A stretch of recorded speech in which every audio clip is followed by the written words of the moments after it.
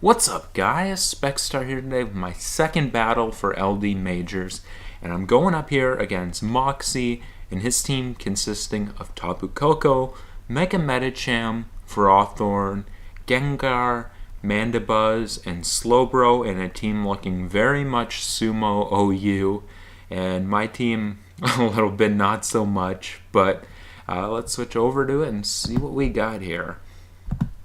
Alright, got this up. For starters here, I've got a Genius, the Mega Alakazam, running Modest with speed. I believe that speed amounts to just one more than Tapu Koko, which I think was a set. Modest with 4 attacks. Didn't need much else. That covers his whole team pretty damn much. Focus Blast, Dazzling Gleam, Psychic, Shadow Ball hitting things like Slowbro, Dazzling Gleam hitting particularly Mandibuzz, and this thing is really nice against him in this particular matchup. And next up here we've got Vesu-chan, the Celesteela, rocking its leftovers. I was going to call this thing Vesuvius, but actually Vesuvius is doing like a weeb thing where he keeps calling people Chan and stuff in LD, so, you know what, I just kind of went with his theme there and called it Vesu-chan for him. I still don't know what any of those mean, but he seems to like them. We're rocking Specially Defensive with Leech Seed, Heavy Slam, Giga Drain, and Flamethrower. In this matchup, actually, Toxic was pretty nice, but Tapu Fini figured to be pretty involved in the early game, so I couldn't really rely on Toxic too much, which is where Giga Drain came in. It just kind of made sure that this thing didn't really get walled or defensively pressured by anything on his team. I didn't really want the thing to get forced out, particularly if I wanted to get my health back. This thing has to be an answer to Gengar, which I do imagine would most likely be Scarf for Zam. And Specially Defensive lets me come in on that. Leech Seed allows me to get some of my health back. He doesn't have anything really that wants to come in and stop me from getting my health back. And Giga Drain makes sure that if Slowbro comes in on this thing, I'm able to get my health back. And that is very important for keeping Celesteela around. Flamethrower is going to hit the Ferrothorn. And Heavy Slam is going to hit just about every damn thing else. And next up here we've got John the Tapu Fini. We are running Modest here. 3 attacks in Defog. Just a little speed in case he tries to creep it. And the rest goes to HP. I thought this thing had a really nice matchup on it. He actually particularly has a tough time handling an offensive Fini. He doesn't have that much that really can switch in on it. One thing he has that would conventionally be a Tapu Fini answer is the Ferrothorn, and we've got the Hidden Power Fire, which depending on his set can 2-hit KO the thing, which is nice, beautiful, lovely. And Hydro Pump and Moonblast pretty damn much hit everything else he's got. And this thing really becomes annoying for him with Modest, which is why we're running it offensively. Power's needed for things like Mandibuzz, Ferrothorn, others. And next up here, speaking of power, we're going to be running the Specs Thundingo BM, the Jolteon, which is a little too wordy of a nickname, but I like it, so deal with it. Here we've got a pretty standard EV spread. We've got the Volt Switch, Thunderbolt, and Hidden Power Fire, which all kind of makes sense, and the Hyper Beam, which pretty much doesn't. Hidden Power Fire is going to be there for the Ferrothorn. Nothing much else is going to love to take the electric moves, so I think this thing has actually a pretty promising matchup. Hyper Beam, really, there was just a lack of a 4th move I needed. I was looking through the thing's move and trying to find anything that could be situationally useful. There was not much, so I thought Hyper Beam could at least potentially be useful in like a last turn of the battle if I needed the extra power to hit something. Maybe. But mostly it's just kind of a dud. I even considered running only 3 moves on this thing. I seriously considered that. Next up here, we've got the Piloswine here. Rockin' Physically Defensive. And that's going to allow us to take on things such as things like Coco and other things that he did not bring, and I'm not exactly remembering. But mainly this thing's going to be one of our best answers to Coco. We've got here the Toxic, the Rocks, Earthquake, and Crash. Toxic allows it to hit Slowbro and Mandibuzz, which otherwise may want to deal with Piloswine. And then the rest is pretty much self-explanatory here. There's not too much to add. Lastly here we've got Turk, the Duosion, Rock and Physically Defensive of Violite, and we've got Recover, Psychic, Toxic, and Shadow Ball.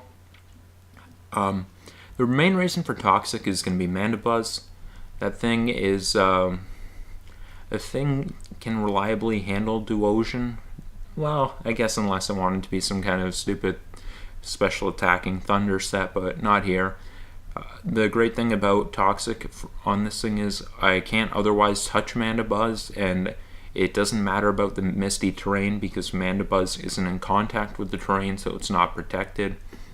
And we're going to be all the way physically defensive with this thing because it is the closest damn thing we have to a Mega Medicham answer. Little Turk's going to have to get the job done against the most threatening thing on his team. We've got the Psychic here, just basically the most general move that hits his team. And Shadow Ball, among other things, it kind of hits Slowbro a little bit, hits Medicham harder than Psychic does. And really, I only really needed 2 moves on this Pokemon really for it to get its job done. I pretty much just needed Recover and Psychic, but we got some other things there with situational value. And yeah, that's going to be our team there. Oh, I am running Magic Guard over Regen because I needed to make sure the thing could stay at 100% health if it wanted to be a Medicham answer. Medicham is stupidly powerful, and I could not handle Rocks being up and trying to wall the thing with this thing because Rocks with a Regen set would remove this thing as a reliable answer to it. So let's switch back over to the replay and get this show on the road. Alright, so here I believe I led off with Jolteon, if I'm not mistaken. Yep, I'm going to lead off with Jolteon. I thought his most likely leads would have been potentially Medicham or Coco. And if those were the play, then Jolteon could have potentially put a little bit of pressure on him. He's going to instead lead off with Ferrothorn, and I'm just going to go right for my Hidden Power Fire here. I'm going to pop his Rocket Berry, which did not particularly surprise me. He's going to get up his Rocks, and I'm actually going to double in my Alakazam. And the reason I went into my Alakazam is because I was thinking that based on that damage, he knows I'm Specs. He knows that. So I thought he might want to go out into his Slowbro, and Zam pressured that. I'm also okay with him going Coco.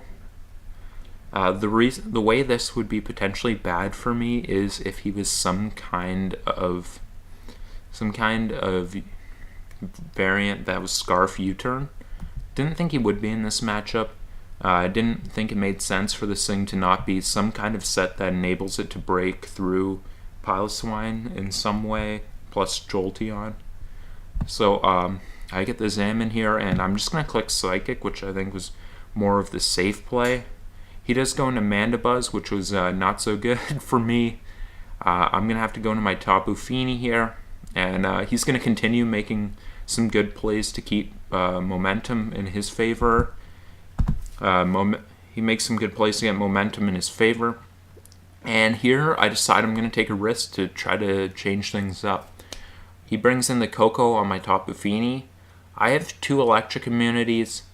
He's been making reads to keep pressure on me, and I'm going to try and make a prediction myself.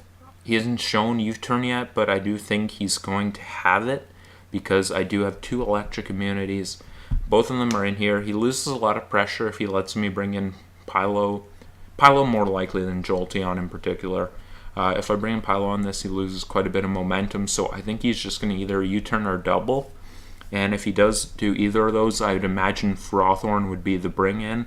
So I'm going to go right for Hidden Power Fire here in the face of a Coco. And he is going to U-turn, and he is going to go in for Hawthorne, and I'm going to pop the thing with Hidden Power Fire, so that's going to be a good turn for me.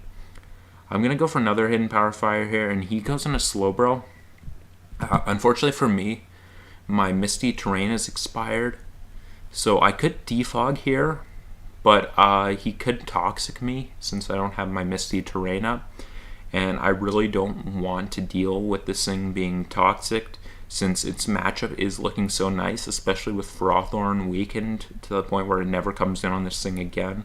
So I'm actually going to go into my Duosion on what I imagine would be a Toxic, and then my plan was to double back into the Tapu Fini to get it in with the Terrain up. Probably on Mandibuzz actually, because I think that would come in on the Duosion. But he goes for the Psyshock actually, and I will go back into my Tapu Fini here, and he is going to go into his Frothorn, so I'm just going to click my Hidden Power Fire here, take that thing out. Now that Frothorn's gone so early, it looks really, really nice for Jolteon. Right now, his best thing to take Thunderbolt. His Thunderbolt resistance is Tapu Koko, so that's how rough it is for him to switch in on that thing with the Frothorn gone. It was really nice for me to be able to keep pressure on that thing so early, and it's really going to pay off for me in the late game. Here he's going to bring in his Koko, and I'm going to go into Piloswine here. He goes for the U-turn, so he's still making a good play there, even though I stayed in before. He knows I'm not going to try it twice in a row. He brings in the Medicham. I go into my Duosion. That's looking like jolly damage, so that's good to know. He brings in his Mandibuzz. I just go into my Tapu Fini. He goes for his Taunt, which is... it doesn't let me defog, but it's fine with me because he doesn't have great switch-ins. He goes into Slowbro. I'm just going to keep Moonblasting the thing because eventually my Taunt's going to wear off and I'm going to be able to defog. And he can't really make a play to stop me because he needs to keep the thing healthy. My Taunt's going to wear off. I'm going to finally be able to get these stupid rocks away. And he is going to heal the thing up. I'm going to go into my Alakazam. Tracing Regen allows me to make this play here, especially with his special attack down. I knew that there wasn't really consequences to bringing Zam in here. Any damage he did, I was going to be able to get back. So now Big Zam is in, and I believe I went for the Gleam here. As he makes an aggressive play in a Gengar, predicting the Gleam or something that would hit Mandibuzz, and I gotta say I respect that play. Predicting either the Gleam or the Energy Ball, I'd guess. And I do respect that play. He brings in the Gengar, and I'm gonna have to switch in my Celesteela here. He's gonna go for Shadow Ball. I believe that's gonna look like modest Scarf damage, if I'm not mistaken. He brings in the Mandibuzz. I'm going to throw off my seeds just to get nice and healthy again. He's going to go for Taunt. I'm going to go for Heavy Slam. The reason I went for Heavy Slam there is because I wanted to force the thing to roost. That way I could make a play that would allow me to put offensive pressure up on him. And here he is. He is at low of health, so I'm confident he will roost. And I'm going to get to bring in my Jolteon here. And now I am looking for his Thunderbolt switch in. He goes into the Koko, and that thing is going to take 75% from the Thunderbolt. And that is some lovely, lovely damage. Now here, I did think about just trying to win a speed tie here. I was very tempted because if I do, that's pretty much game over if I do win it. But let's just say more rational, calm minds prevailed while I was thinking this turnover. I'm going to decide to make a safer play and switch out into my Piloswine here. And because I needed to keep Jolteon, I wanted it out of range of Fake Out. I wanted it to be able to take a hit from Gengar. And keeping it healthy at this point was just really important for me. I didn't want to risk losing a speed tie. So I will go into my Piloswine here, and he's going to fire off a Twinkle Tackle. That would have smacked my Jolteon, and it does a lot to Pilo. Assuming that's Timid, he did get a max roll, which, it's a little annoying, but not too bad at this point. It would have been, there was some chance of me surviving that plus a Gleam, but, you know, it just rolls. Anyway, I'm just gonna go for my rocks here. I actually expected him to just go for Gleam and kill me, but actually he's gonna predict me to go for the Ice Shard. I don't think that would have KO'd anyway, but potentially in his mind it could have if I was attack invested. And since he hasn't attacked me on the physical side, well, he went for a U-turn, but I'm not sure how much information he could get from calcing that. He doesn't know how much attack investment I have, and I don't think I would have been able to take the thing out. So fortunately, I will be able to get up my rocks here, which is making things even nicer. And I'm going to fire off a Toxic here and just let the Slowbro kill my Piloswine.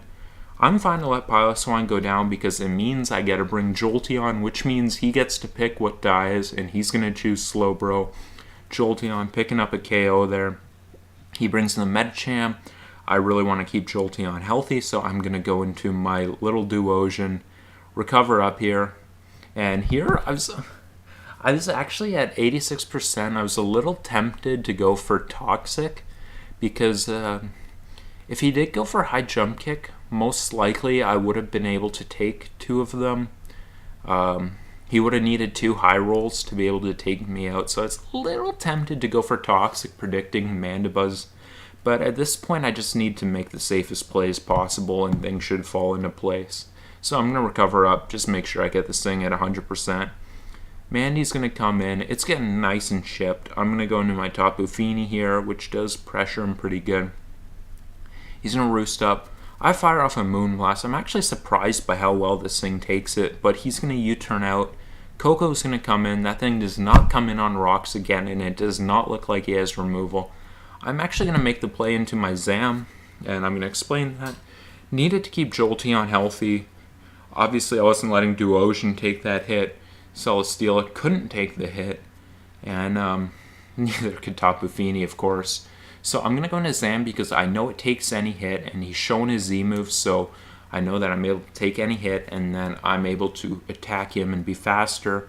So I will bring in my Zam here, and I'm just going to go for my Dazzling Gleam, I believe. No, actually I'm going to go for Psychic, because Mandibuzz would have been in range if it came in. So I just went for my Psychic in case he tried to go Gengar again. He does bring in the Gengar here.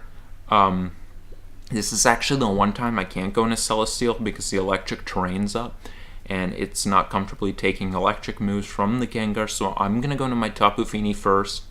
Keeping Tapu Fini healthy is a luxury, but not necessarily a necessity, so I'm going to go into Fini here to take a hit to establish Misty Terrain. Then I can go into Steela. If he goes for Thunderbolt, then I can go into Jolteon because I am very sure he's Scarf, even though that's not been shown 100%. If it's not Scarf, he's been bluffing it very well, we'll say that. But I'm going to go in my Fini here, establish my Misty Terrain. He's going to go for Shadow Ball. Do a pretty good amount here, but now I got to bring in my Steela. He's actually going to go in his Medicham. I'm fine with him switching around because with rocks up, he's not gaining too much from it. He's going to T-Punch, and my little baby fetus is going to eat it up. He goes into Gengar. I go into my Steela.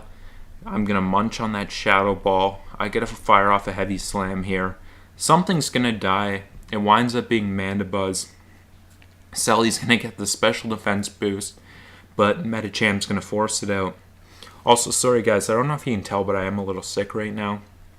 I wanted to record this anyway because I thought this was a fun game you guys were gonna want to see instead of waiting on. So I recorded it a little sick. I didn't want to wait until I'm better because who the hell knows how long that'll be. It's the first day I feel sick, so could be just today. It could be a goddamn week. I don't want to wait that long for this. So anyway, he brings in Medicham. I bring in Duosion. That famous.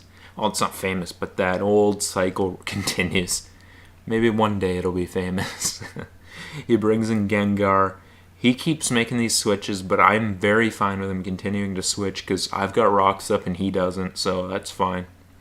He goes for T-Punch, realizing he's got to paralyze the Duosion to have a shot or just to keep the differential closer. I don't know if there's too much scenarios where he can win this. I guess it would be possible with the aid of some crits and things like that, but Duosion will just take out the Medicham here. How about that? 1 point Duosion scoring the KO on Mega Medicham. Shout out to my boy Vesu-chan, who told me to take the Duosion when I was looking over a few 1 point mons. And I agreed that Duosion was the best pick. And it's going to come up big here, shutting down the Mega Medicham. 1 point is going to trump 16 Mega. And then here the Gengar comes in. I'm just going to go ahead and bring in my Celesteela. I'm going to take anything from it. Shadow Ball bouncing off, and then Heavy Slam is going to wrap up this game. And there we go. We're going to move on to 2-0 plus 7.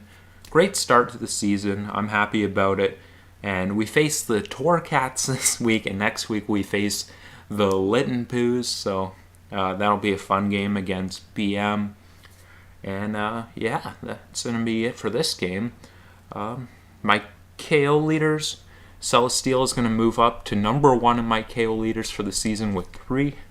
And I've got a few Pokemon at 2. Let me pull it up. Zygarde and Piloswine are tied for 2 in second place in my team for KOs. My good old ground types. Jolteon, Alakazam, Duosion, Skuntank, and Tapu Fini all have 1. And yeah, that's how my stats are shaping up this time in case anyone was curious. So that's going to be it for this game. I hope you guys enjoyed it. Duosion number 1. Thank you guys for watching. Have yourselves a good night.